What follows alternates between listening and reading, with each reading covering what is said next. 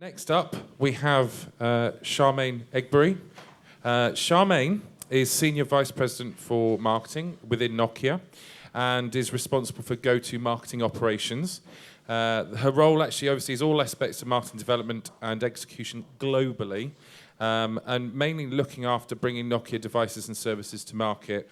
Prior to joining Nokia, Charmaine was Vice President and MD within Research in Motion, owners of BlackBerry, and had responsible for RIM's activity across Europe, Africa, and the Middle East.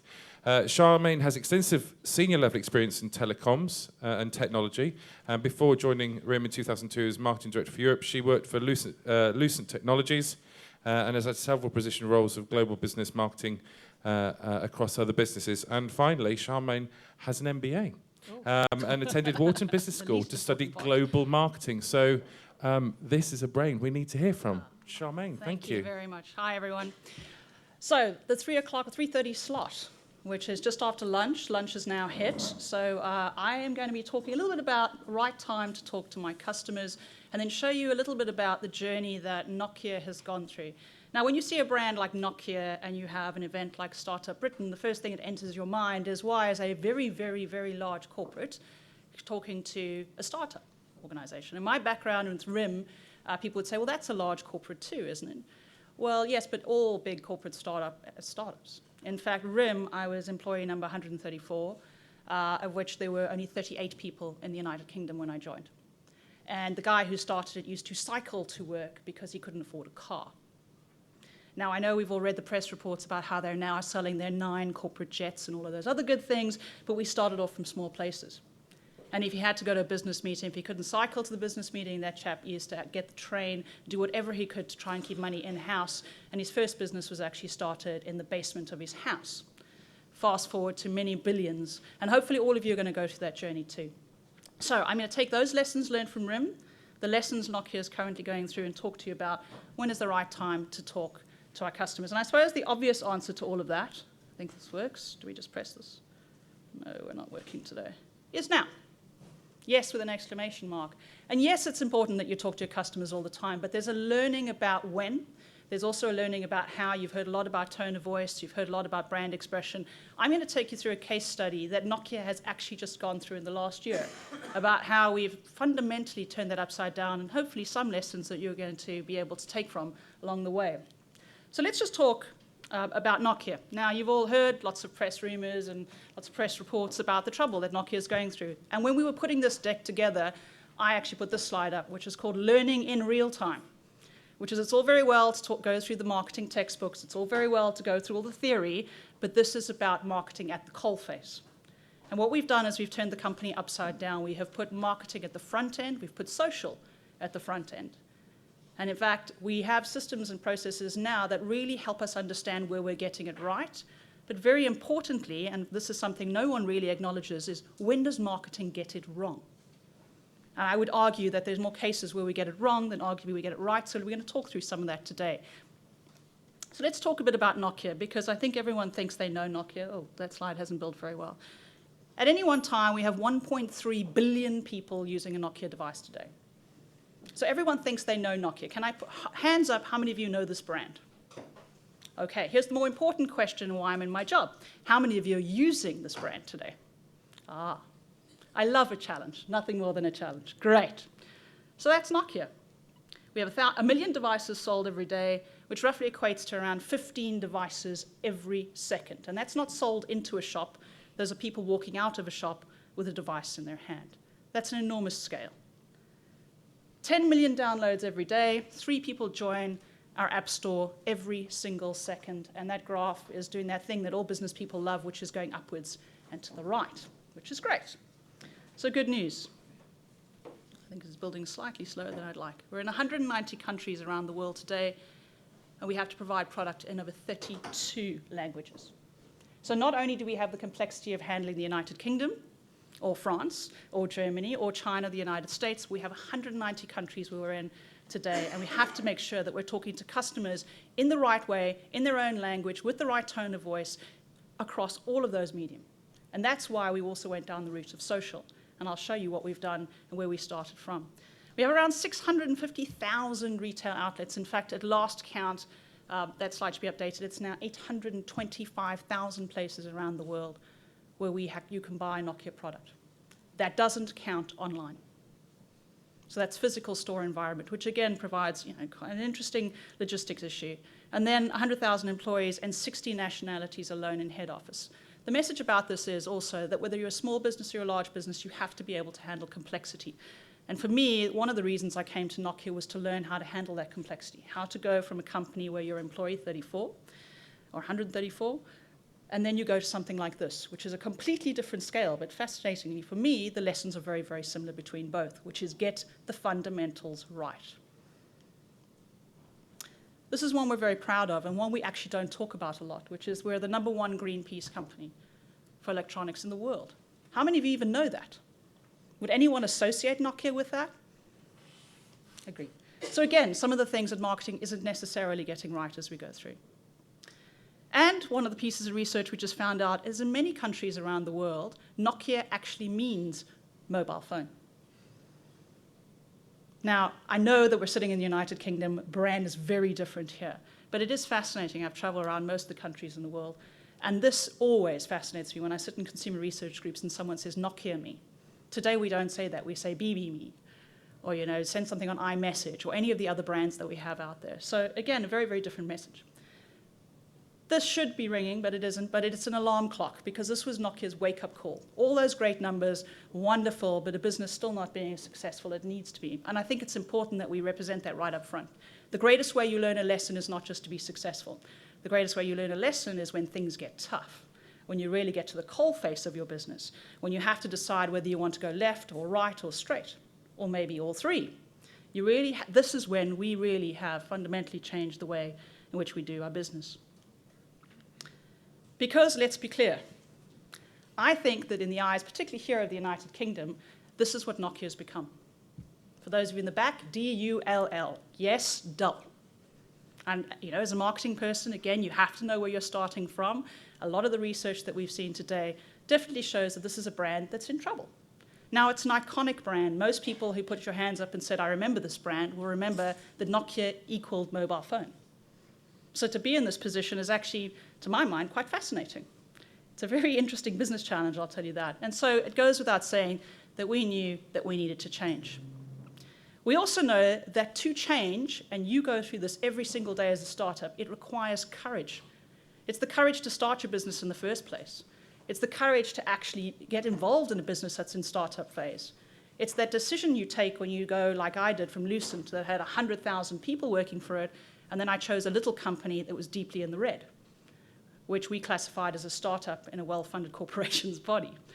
But even at 134 people, not a big company by most people's standards. And these are some of the headlines that we've been seeing today, and we're actually getting really, really used to seeing them.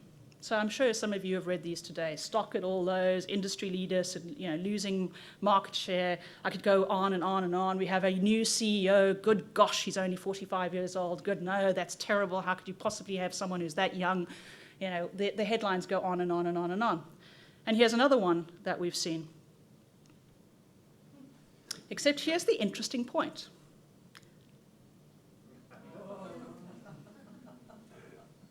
So yes, to be in a startup, yes, to be in a big corporation, but more importantly, to go through change, to be in business, takes guts, it takes gumption, it takes courage. And it means you also always constantly have to take a hard look every single day at what you're doing, and then be brave. So what we're doing? Well, we are embracing a new belief. We love this picture because it actually shows some people having fun, which in all the turmoil that you go through as a startup and all the turmoil we're currently going through, it's tough sometimes to find the fun. But if you don't have the belief and you're not in this and actually having some fun along the way, one would question why we're here. So part of this has got to be fun. So what are we doing? Relentless consumer focus, knowing who your customer is. It sounds really simple, guys, but in 190 countries, knowing who your customer is tough. And it is very easy just to focus on the fact that the product is flowing through the stores. But if you don't know who they are, how are you actually going to be there tomorrow and the day thereafter? Because none of us want to build a company that's just here for today. We're all about actually making sure that we achieve success tomorrow. So this is fundamentally important to how our business works today. Transforming our brand. Yes, I do not ever want to stand up in a presentation and put the word dull equals my brand again. So we are going through a massive process of brand transformation. I'll show you some examples of that. Delight customers. It's so simple to write that slide.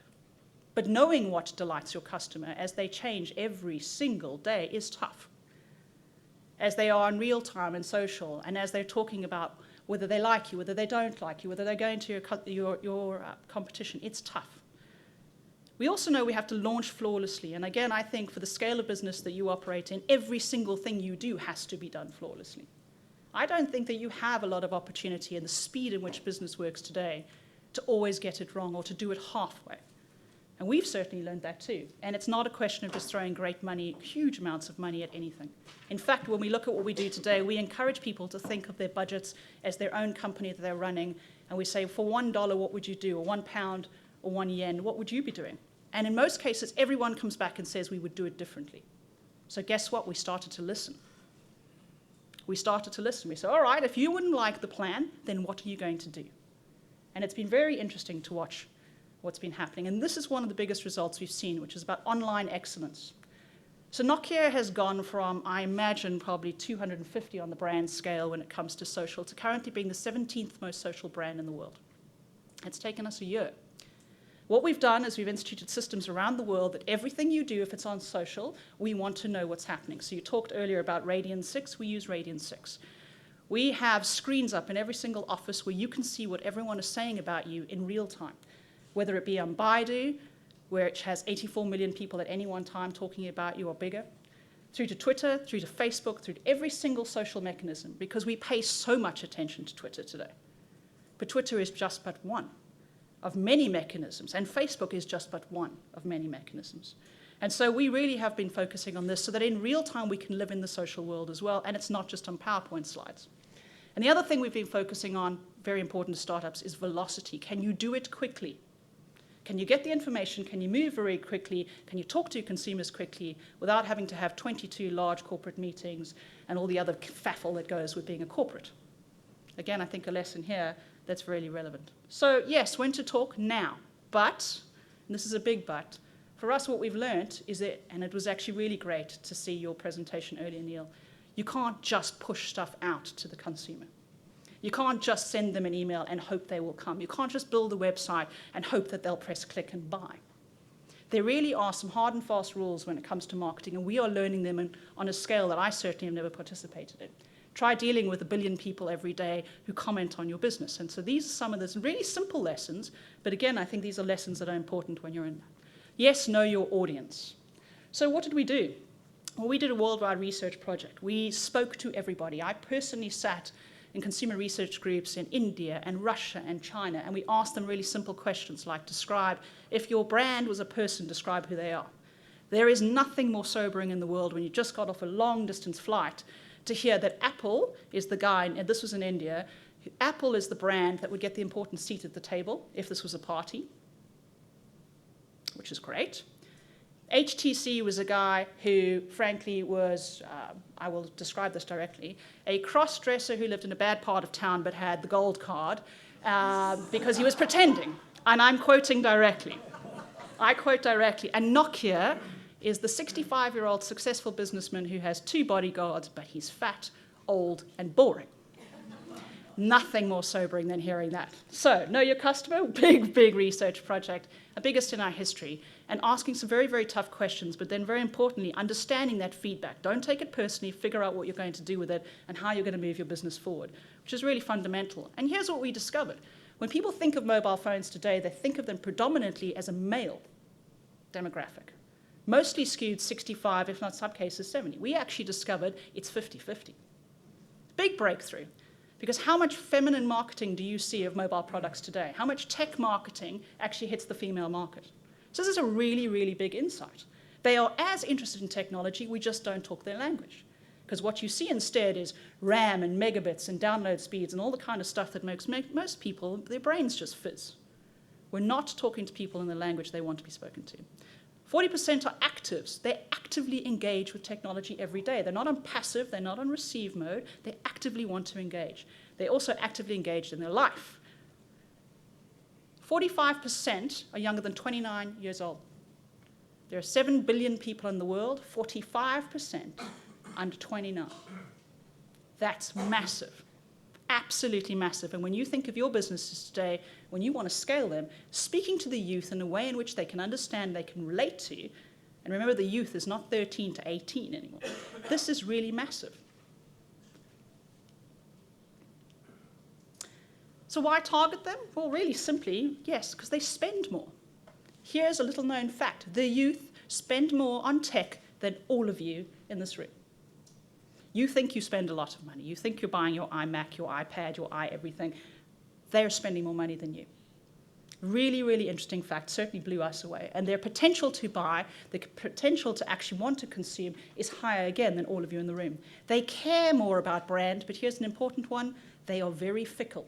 And if you advertise to them or if you market to them, if you pretend that you're hip and trendy, forget it. They will absolutely move on to the other one because they can smell that. They can feel that. They feel, in some cases, like you're being condescending. It's a really important fact. They do care about brands. They have to have a heart, but do not market at them. Talk to them, yes. And they are the most likely to switch brands in an instant. Why? Because they have access to Twitter, Facebook, and everything else, so they are not as brand loyal. They care, yes, but they are not brand loyal. Really important. So when you talk to them, have a really, really, really clear brand essence. So this is what we went through, because we had to do it from the ground up. So yes, our brand meant trying to be all things to all people around the world. In other words, we ended up being nothing. Everyone remember that phrase, Nokia connecting people? Does anyone know what that means today? I don't. Consumers, when we asked them around the world, they said, you're durable, you're trustworthy, your simplicity stands through, you're reliable. I should put the dull slide straight after that. So these are great things, they're lovely. Does that make you want to rush into a store and go, oh gosh, I have to have that? I don't think so. Because this is actually what came through. Well, if you're likable, I always liked Nokia, but I wish it were more modern, says Brazil. Nokia has good quality, but it's not innovative, says Sao Paulo. Decent phone, but they're not really keeping updated. And I trust Nokia, but it's outdated. Now, here's what's scary. We spend €1 billion a year on marketing. And this is what people think. So here's what's interesting. It's not about the amount of cash you have. It's what you're going to do with it. It's what people think and feel when they walk out the door. It's the techniques that you use in marketing. It's not about, oh, I need to go and grab Twitter and do a Twitter channel, or I should go and do some TV advertising. All of these things need to be considered. And it really doesn't matter whether you have deep pockets or not so deep pockets. You can still get it wrong. €1 billion, and this is the reaction. I think that's fascinating. The nice news was they do actually want to see the brand succeed. So this was good. People latently love Nokia, but they think we're boring. So one of the things that came through across the world was that people wanted this. I want technology that helps me experience more, and I want to lead a richer life. That sounds like marketing speak, but whether you were older, young, Brazil, Sao Paulo, India, wherever you were, this is the one thing that came through consistently. And so we found this quite surprising, because I thought they wanted things that were more techie-based. I wanted to be faster. I wanted to be X. I don't want you to bother me with technology, or whatever the issues might be. And our insight was that people want to share interesting experiences because it became social currency. It's just like Twitter. People talk about your product because it's social currency. People like something because they get to associate with your brand. People are sending out the dog because they want to be seen as funny, the dog in the YouTube video. They want to be seen as funny. They want to share. They want to be pushing out information. They do not want information pushed at them. And they want to do it wherever they are, however. And so our new brand essence that we have actually embraced is about Nokia upgrading an ordinary moment to an exciting one. So how about using technology as it sits there today? You've all got your phones on. Let me guess, there's not a single person in this room who has their phone turned off. And the idea is, as you're sitting here today, is your phone doing something while you're in passive mode that is going to make this exciting and interesting and take you down a different path? Could it be that when you walk out of here, it'll tell you about a bar that you never knew that's right across the road, or a restaurant that you really love but would never have gone to because you wouldn't have looked at your phone before? So these are the kinds of things that we're going down. Essentially, that Nokia helps people live adventurously. Now, I think it's important we say adventure is not bungee jumping, please. And it's not exclusive, and it's not jumping out of an airplane. Although if you really want to and you want to take pictures of that on your Nokia phone, we have people on YouTube that have done that. You're welcome to go and have a look. But that's not what we meant. It's about upgrading the ordinary. It's about pushing stuff to you. It's actually about making the brand more interesting. So, upgrading, this is our new brand essence. So all the advertising you see from Nokia today, if you wonder why it looks different, if you wonder why it sounds different, if you wonder why we're choosing different mechanisms, why we've gone after social, it's because of this. Everything that we do today is about this brand essence. And I'm showing you brand essence because you need to decide what your brand essence is. It is not good enough to put a logo on a website, put out a bit of Twitter feed, and then think you're going to build a successful business or that you're doing marketing. You have to decide who you are. You have to figure out what that essence is. That's ours. Nokia empowers you to live adventure everywhere. There are two channels that matter most, really important. We've talked about one, and I'll go into a little bit more detail, which is about social and digital and online. The other one is about retail. These two things go together. You cannot just do social on its own. You cannot worry about retail on their own because, surprise, surprise, you all go online, but you want to see the product. You're going to go into bricks and mortar. Both of those things matter. And if you think about the crash that we went through in the dot-com era, it's because everyone said bricks and mortar doesn't matter anymore. It's all online. Well, actually, bricks and mortar do matter. And we have learned that, frankly, to our peril. The other thing we've learned is that you have to have a point of view. So we've talked about this. The other thing we've done here is every picture you see in this presentation is crowdsourced. So these are not stock photographs. This is not some guy sitting in an agency who's put this together. This comes from our customers. They're sending us this content. We're engaging with them every single day.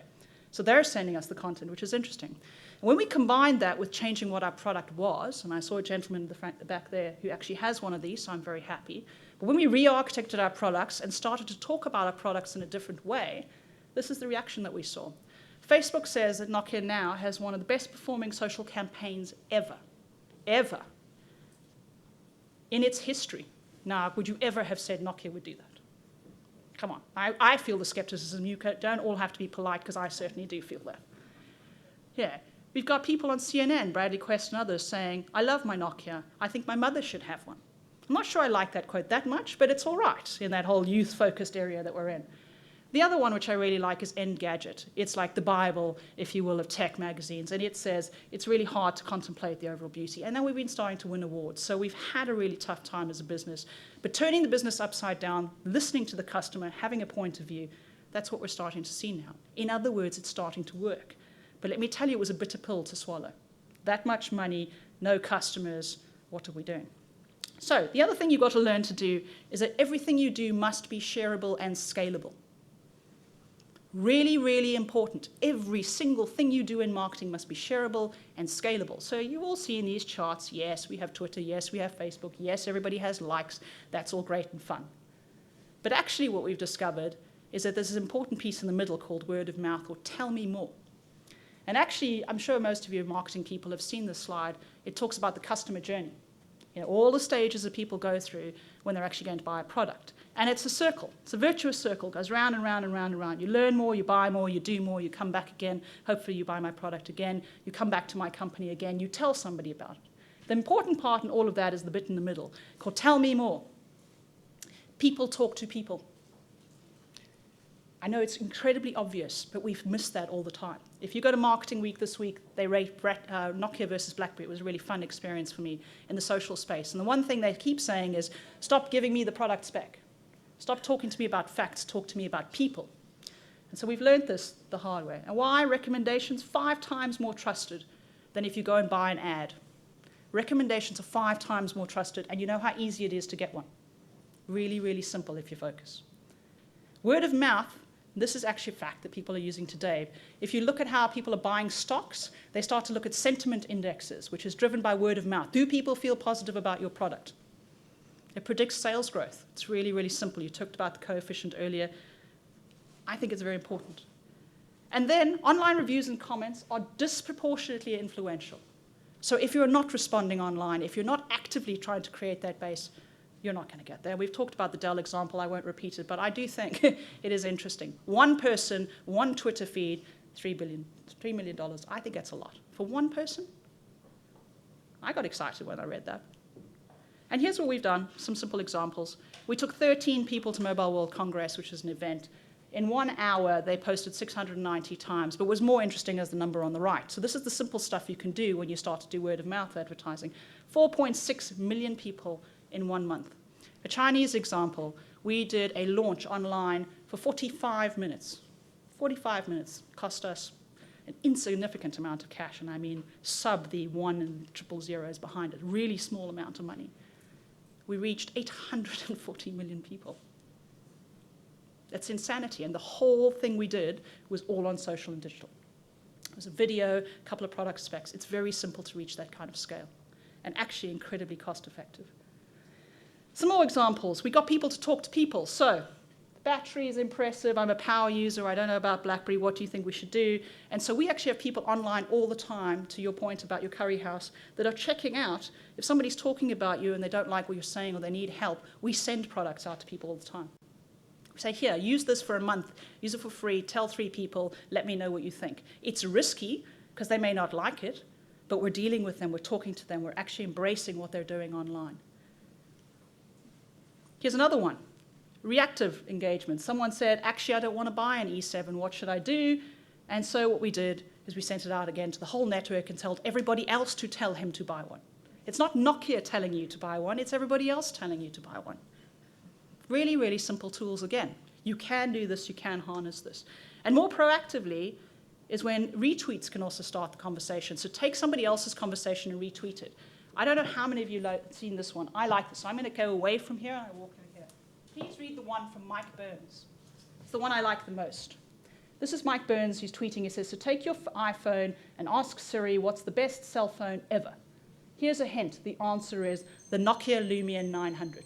And it's true. We found out about it. I'm not kidding. Within 2 hours, we had over 1 million people talking about the fact that Apple's Siri says that Nokia is the best phone. And we did that entire thing via social. And then we sent some blue flowers to the Regent Street store, just for fun.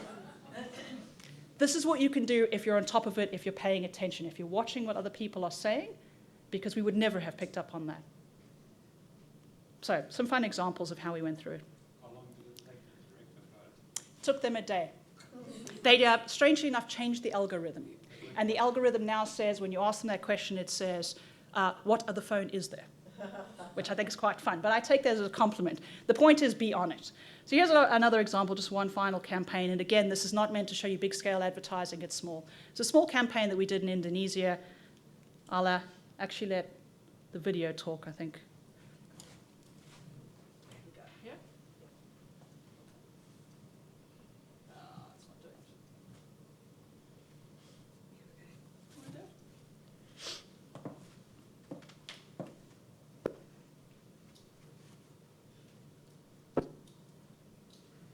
The joys of multimedia. This is about transformation, about how Nokia hijacked a category, disrupted the market, and united their youth audience. Nokia were in trouble in Mexico and Indonesia. They'd lost touch with young people. BlackBerry was market leader, but their biggest strength, BlackBerry Messenger, was also their biggest weakness. Having a BBM pin was a sign of social status, but this closed system also seriously limited your social circle. We needed to reignite the love for Nokia and show rather than tell the youth of the world how social influence was more desirable than social status. So that's what we did. We invented a new campaign format bridging entertainment, social networks, and brand communication.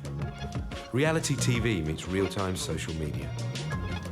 We called it QWERTY Me.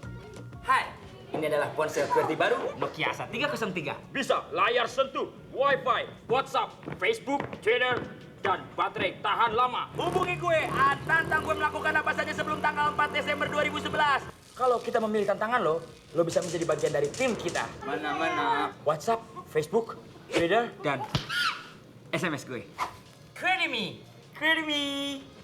We cast a group of friends who became our QWERTY team in each market.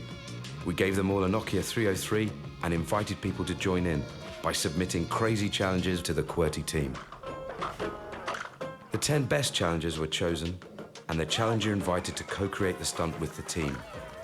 Content from the online challenges was then aired on TV, giving our teen challengers social influence on a national scale. The response was off the charts. In the first 10 days, 13,500 challenges were received, and 40 pieces of original content were planned, shot, edited, and uploaded to YouTube and Facebook. Nokia's brand preference rose to 40%, equaling BlackBerry's. And in the first 2 months, the campaign has generated over 20 million euros of incremental value for Nokia.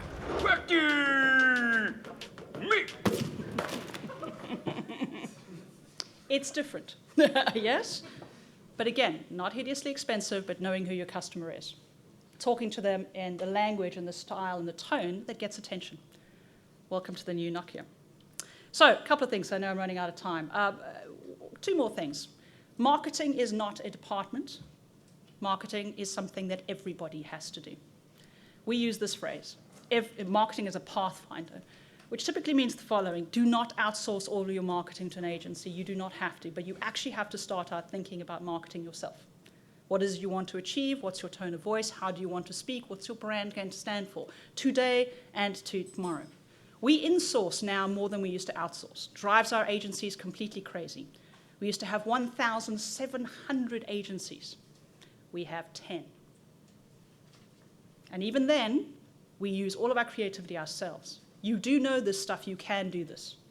So, insourcing, vitally, vitally important. The other thing you have to do is measure, measure, measure, measure, measure, measure, and measure again. Do not do a single thing in marketing unless you can measure it. Biggest lesson I can possibly learn, these are real stats. Every event that we do, every piece of content that we put out, every time someone goes to a website, know what it's about. Why? Because you're measuring the success of your business. You're putting things out there, measure, measure, measure.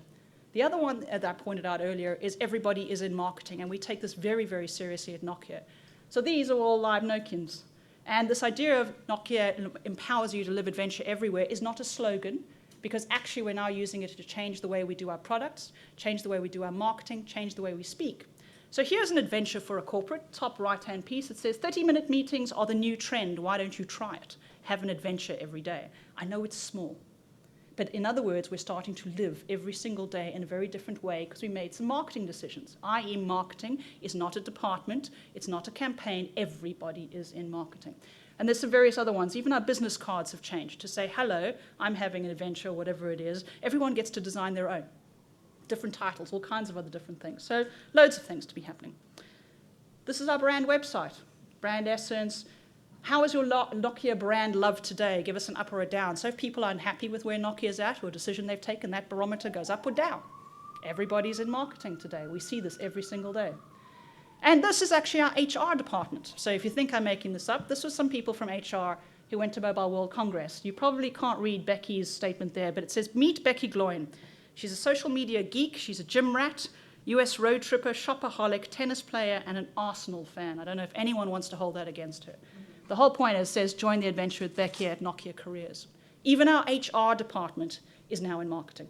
And they are actively using Twitter, Facebook, social, LinkedIn. In fact, more of our recruiting today comes from LinkedIn, Facebook, Twitter, and other places than anywhere else. And that's at senior levels right the way through. Everybody is living your brand. Really important lesson. The last piece I'll leave you with is your marketing has got to be fun. Now, fun not in only a light-hearted way, but it also has to be engaging and unexpected. Really, really important. It doesn't just have to be monumental and dynamic and all of those good things, because, yes, everybody can spend huge amounts of money to do this. We have done some other fun things.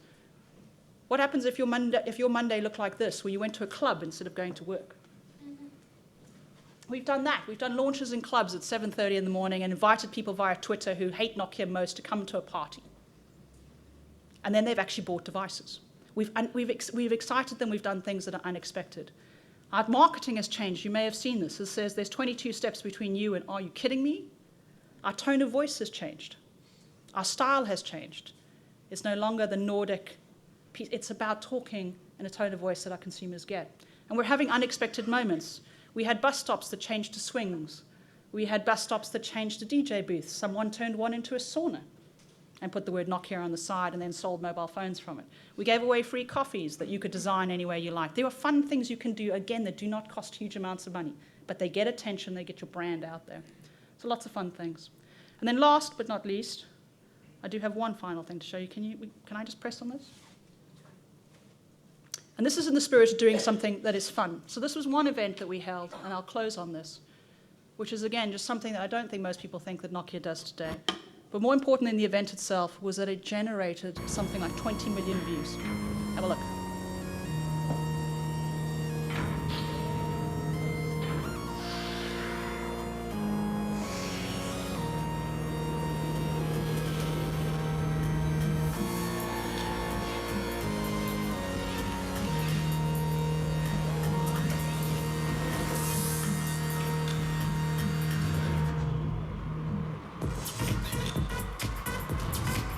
Millbank Tower.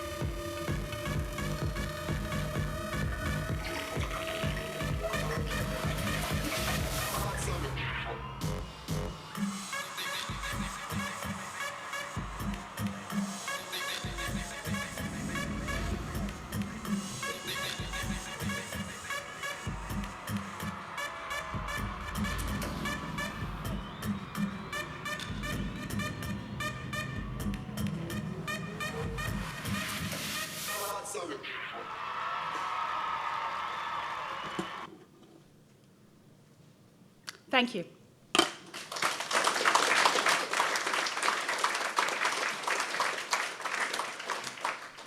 We do have time for just a couple of questions. Anyone a question for Charmaine? Oh, we have one over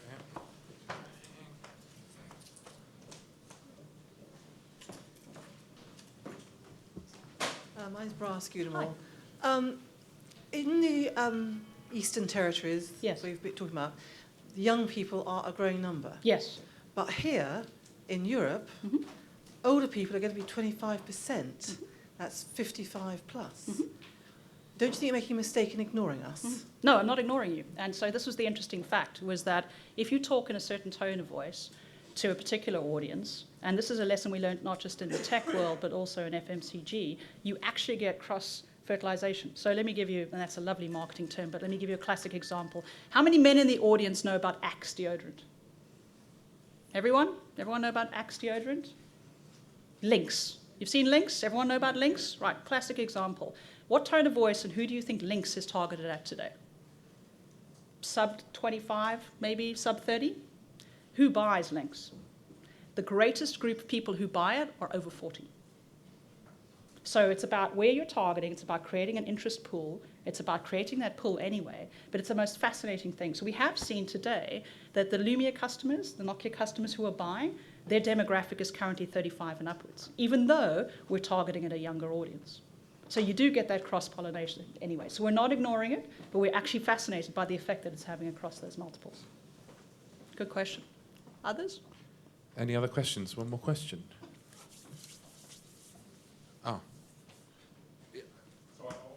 Yeah, please. Hi, I'm Garrett. Hi. Just wanted to, obviously you spent lots of money obviously in marketing and it's now obviously happened. Yeah. Why did it take Nokia so long? Obviously a small start-up as a business. Yeah. You might not have that much time to sort of react to what's happening in the marketplace. You say you measure. Now we do. What was the problem? Well, firstly, we didn't. So I will tell you, I joined them recently, and the first meeting I ever went to, I said, so you spent this amount of money, what's your return? You know, really classic question. And everyone looked at me and said, we have 2 amounts of brand points. I said, no, how much money did you make? You know, I used to be a managing director. How much money did you make? You spent X, what did you do? They couldn't tell me. And what you classically find in marketing companies and marketing organizations is they will not generally tell you that they will tell you there is no direct link to revenue. We did this, we had brand pull over here. We can't scientifically tell you that that actually equals sales, and I'm here to tell you absolute nonsense. So what happened with Nokia? We took our eye off the ball. Actually, a lot of marketing people cared more about brand saliency than they did actually about money, than about sales. And they also treat marketing budgets, let's be blunt, as someone else's money. So that's that important point of saying it's your money, it's your startup, what would you do differently? And then very importantly, every case that you now have, we no longer dole out money. No longer dole out money. So that last case study that I showed you there, as much as it looks very expensive and very glitzy, the whole point of that was not about the UK. It was actually about growing our brand presence worldwide. And when we looked at the return that we got from that, it was incredible. It was like 200% to 1. So we happily spent the money. But we then had to, one of the things you have to do is you have to go to a website and actually buy a device. So we actually could track it down to the sale point, not just the brand point. And so I honestly think, short answer, I think Nokia took its eye off the ball. It didn't necessarily need to put the science in place. It didn't need to measure. I mean, remember a long time ago, people used to just buy Nokia phones. They used to walk in a store, there was no other brand. You just bought a Nokia and walked out and you were happy. And today, competition has made them sharpen up. And I'll tell you, within the company, everyone's actually embracing that. They think it's a good thing. It's a great question. Charmaine, Thanks for the thank you time. very much indeed. Okay.